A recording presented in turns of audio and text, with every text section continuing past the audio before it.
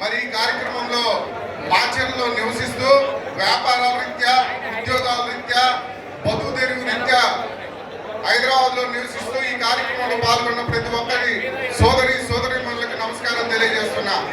ఒకప్పుడు మన పల్నాడు ప్రాంతం అంటే నాగులేట్ నీళ్లు, నాపరాళ్ళు, సజ్జసన్నకూళ్ళు, సర్పములు, తేళ్లు అని చెప్పి మన ప్రాంతం వెనుకబడి ఉందని చెప్పేసి కవులు, కళాకారులు తెలియజేసేవాళ్ళు. కానీ ఈరోజు మన పల్నాడు ప్రాంతం, మాచర్ల ప్రాంతం చూసుకుంటే రౌడీయిజం, గూండాయిజం, పోలీస్ బూట్ కాలు సబ్బుళ్ళు మన ప్రాంతంలో జరుగుతున్నాయి.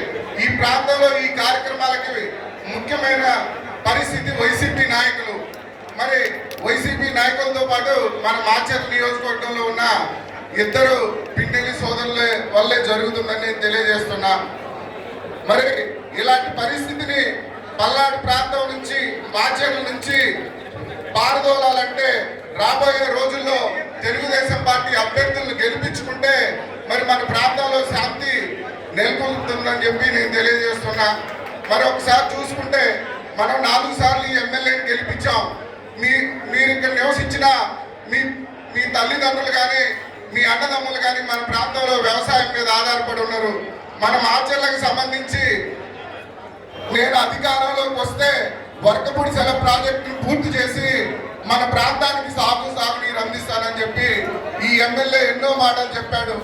మళ్ళీ అధికారంలోకి వచ్చాక ఈ ప్రాజెక్టును పూర్తి చేయలేకపోతే నేను మళ్ళీ ఓట్లు అడగనని చెప్పాడు.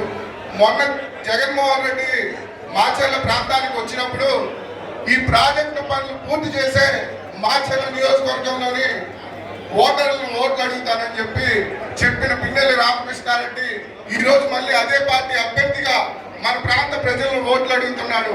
సోదరులారా, మీరు గమనించండి, మన ప్రాంతంలో తాగునీరు లేక ఎంతో మంది రైతు కూలీలు ఇబ్బందులు పడుతున్నారు. దిక్కుదోచని పరిస్థితిలో ఈ రోజు రైతాంగం ఆత్మహత్యలు చేసుకుంటుంటే ఈ ప్రభుత్వం కానీ, ఈ పాలకులు కానీ పట్టించుకునే పరిస్థితి లేదు. వెల్దుర్తి, దుర్గి, కారపూడి మండలాల్లో వందలాది మంది రైతులు గత్యంతరం లేని పరిస్థితిలో ఈ రోజు మరి ఆత్మహత్యలు చేసుకుంటుంటే ఈ ప్రభుత్వం కనీసం స్పందించిన దిక్కు లేదని చెప్పి నేను తెలియజేస్తున్నా. కనీసం చనిపోయిన రైతాంగానికి ఈ రోజు ఇన్సూరెన్స్ ఇచ్చే పరిస్థితి లేదు. ఉన్న రైతాంగాన్ని ఈ రోజు మరి ఈ రాష్ట్ర ప్రభుత్వం కానీ పట్టించుకునే పరిస్థితులు లేవు.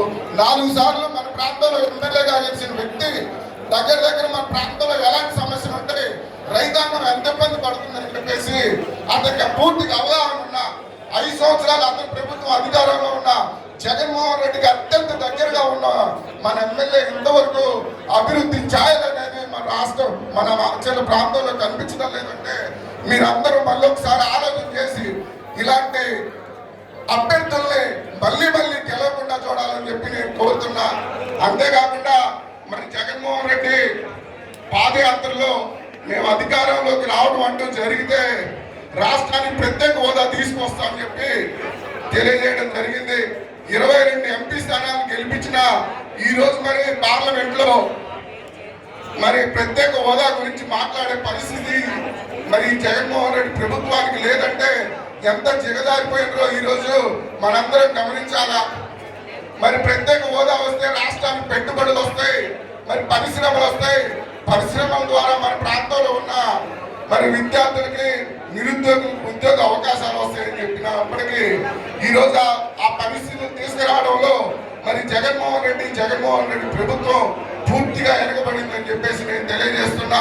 ఆంధ్రప్రదేశ్ రాష్ట్రంలో ఉన్న యువత ఉద్యోగ అవకాశాల కోసం మన రాష్ట్రం వదిలి వేరే రాష్ట్రాల్లో బతకాల్సిన పరిస్థితి వస్తుంది. మరి డిగ్రీ చదువుకున్న పిల్లలు భారతదేశంలోనే ఎక్కువ పర్సెంట్ మన ఆంధ్రప్రదేశ్ లో ఉన్నారంటే మరి జగన్మోహన్ రెడ్డి ప్రభుత్వం అధికారంలోకి వచ్చాక మరి ఎంతవరకు ఈ ప్రభుత్వం విద్యార్థులు, యువత కోసం మరి ఏ కార్యక్రమాలు చేసిందో చెప్పడంలో ఈ రాష్ట్ర ప్రభుత్వం వెనుకబడి ఉందని చెప్పి నేను తెలియజేస్తున్నా. అధికారంలోకి వస్తే రాష్ట్రానికి పరిశ్రమలు తీసుకొస్తాం, పెట్టుబడులు తీసుకొస్తాం అని చెప్పి జగన్మోహన్ రెడ్డి పెట్టుబడులు, పరిశ్రమలు తీసుకురావడంలో పూర్తిగా వెనుకబడిందని చెప్పేసి నేను తెలియజేస్తున్నా. మళ్ళీ ఇలాంటి జగన్మోహన్ రెడ్డిని, మళ్ళీ ఇలాంటి పిన్నెల్లి రామకృష్ణారెడ్డి లాంటి వాళ్ళని మన ప్రాంతంలో ఉండకుండా మరి ఇప్పుడైతే తెలుగుదేశం పార్టీ అభ్యర్థులు ఎవరైతే ఉన్నారో వాళ్ళందరినీ పల్నాడు జిల్లాలో అత్యధిక మెజార్టీతో గెలిపించాలని కోరుకుంటూ నేను సెలవు తీసుకుంటున్నాను.